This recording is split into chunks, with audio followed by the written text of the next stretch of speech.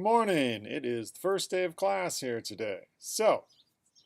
Um, welcome to class again. Hopefully you've looked at some of the stuff on Canvas, and there's a number of videos you should probably be looking at. Um, the most important things today are to get some of your social media accounts established if you don't already have them. Looking at Flickr and Instagram. Instagram will be the most important one. That's what we're going to use for this first project. Flickr we'll be using for the second project. Third project we will be using YouTube. Those will be the primary social media that we'll be exploring. There are other social medias. That's the thing with it. It's constantly changing and evolving. From when I first started teaching this class 8 years ago to now, there are things I've dropped. I used to use Facebook, which I actually found to be a fairly nice platform for critiquing images.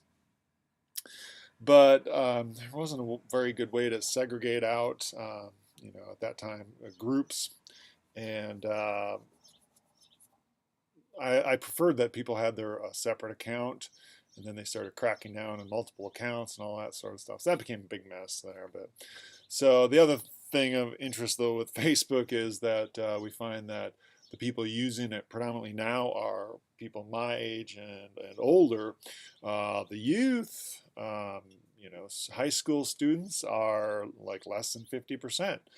As a statistic I recently saw, it was right around 50%, 56%. So they're not very engaged with that. Where they are engaged is actually Instagram and Snapchat, YouTube, Twitter. Those are the biggest places that folks, teenagers, are engaged with social media. So, that's one thing with this class. I constantly got to keep updating, what we're using.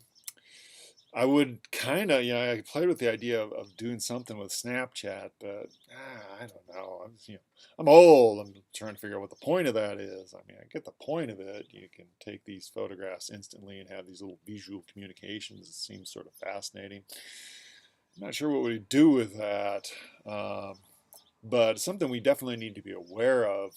And I constantly ask my students, what's the point of this? Why do you Snapchat? Well, what's the value of this? As a photographer, it's kind of fascinating. But I don't see a lot of real purpose for it. But I do need to some degree, understand it, as I think we all do. We need to understand these things that our students are engaged with. So anyways, but we're not going to do anything formal with it. We'll maybe talk a little bit more about it. It's mentioned in some of the articles I've posted. But we will use Instagram, and we'll do that with the first project. Second project, we'll use Flickr. And the second project, first project will be photo-based, second project will be collage-based. And then we'll use Flickr. And Flickr is like photos. I like to say Facebook for photographers, but Flickr is actually kind of in transition, and it's not as popular as it once was. I mean, Instagram's the big popular photo-based platform too, but they serve very different purposes. Flickr, I think, is much more, in a sense, a traditional photographer's platform. You can post portfolios, upload your images, but where Instagram is much more about the social media on the go, on your phone, that sort of thing. So that's much more engaged where the youth are. Anyways, so we'll use Flickr for the second one. We'll do YouTube for the third one. Twitter's also very popular. I don't have that integrated formally anywhere, but I do have a Twitter account, and I don't check it. I probably should. I find interesting things happening on Twitter, but I'm less engaged there. I don't post a lot, but I do find interesting information there. But students, teenagers definitely are utilizing Twitter heavily. So anyways, but our primary concern right now is that you get Instagram, Flickr, and YouTube accounts. Also, you want to create a video introducing yourself, and make sure you post that up on YouTube and then connect it to Canvas. And that's another thing I like to emphasize in other videos you probably watch. I like everything you get connected back to Canvas, so we have this one central point that we can go to and access everything. So that's Canvas is our central point. All right, you should probably start doing some readings. Hopefully you're able to get the book and look at that a little bit. Sorry, I had a little bit of snafu there. I thought I had the course open a few weeks ago. This is the first summer I'm using Canvas, so yay. That's always going to be a hiccup. Hopefully that'll be the only major hiccup we have. So if you go back and look at the stuff on Canvas, I'll be talking about class starting in a few weeks and stuff, and I apologize for that. But anyways, we'll move forward here. All right, so those are the big things. Get that intro posted. Read the critique guidelines that I have up. They come from James Elkins' book, Why Art Cannot Be Taught, and it's a wonderful book, and he discusses critique and gives us has a nice formal process in critique. So go through that, look at that. Read an intro article on visual culture. Tie those things together to some degree in your introduction. Post that on YouTube and then connect it to Canvas. That's the most important thing today. Other things, starting tomorrow, I have a schedule. If you go up on Canvas and you click on Project One, I have a schedule there. You are free to work ahead as much as you want. And I'll probably a little bit, maybe tomorrow or the next day, get the second project guidelines posted up and free to read ahead. With our book, we won't read the whole book. We'll probably do readings from at least half of it. The ones that are more pertinent. It is a nice book. It hasn't been updated recently, but I'm trying to figure out, I think it's a influential book in the field and creates a lot of foundational understanding for visual culture. So I think it's a good textbook to have. This day and age, I'm often question the value of textbooks. Sometimes they're overpriced. This one isn't too bad, but so I think it's a good resource at this point. But I keep finding more and more information on visual culture online. So, and then tomorrow start taking photographs of yourself, doing some self-portraits. Look at that. One of the biggest issues with online teaching is I cannot look at my students and see if they're getting it, if they understand it.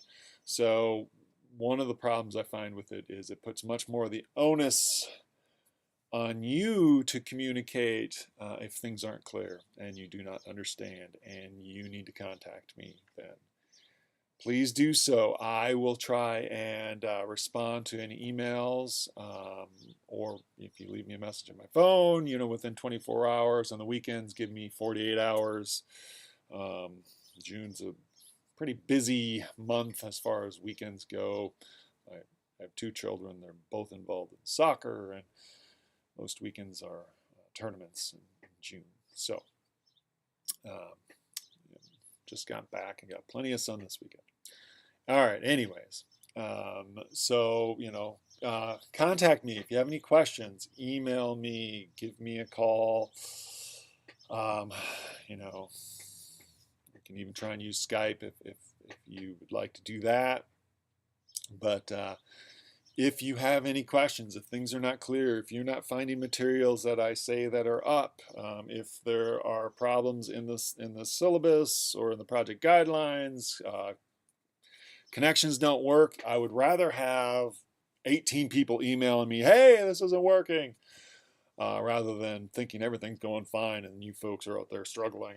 So if you're struggling at all, let me know. Contact me. I can't, in a traditional classroom, I can usually look at people and go, they're not getting this, and I can purposefully try and connect with them. Yeah, that's the hard thing about online teaching.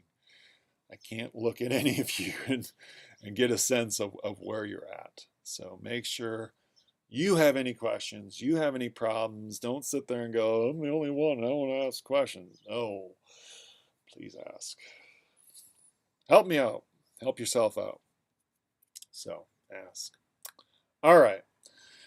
We'll have lots of readings, there'll be some videos, doing some art, have some Art 21 stuff to look at and consider in relationship.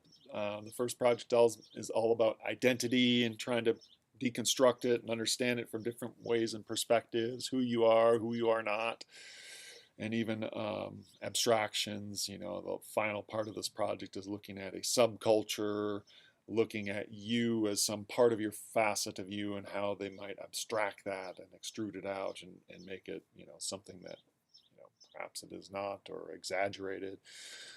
So that, get into some ideas there. We got some artists to look at: Gursky, John Fall, Penelope Imbrico. There's some others that we'll connect to.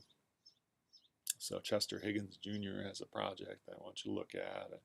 So look at different artists and how I think they relate to the concepts that we're dealing with.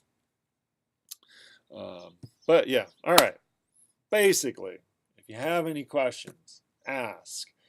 All the stuff should be up there for the first project. If you're not finding any of it, or if the links are broken or don't make sense, or whatever it is, let me know. Let me know what your questions are. Send me an email. Maybe that's one other thing I don't have up on Canvas is a place for questions. I'll try and get one of those up because some of you may have the same questions, and so it's a good idea. Do that. Post your questions up there, and I'll try and check those at least once a day, if not a couple times a day. But anyways, I just wanted to welcome you to class and try and help you feel comfortable enough to contact me with whatever questions you have.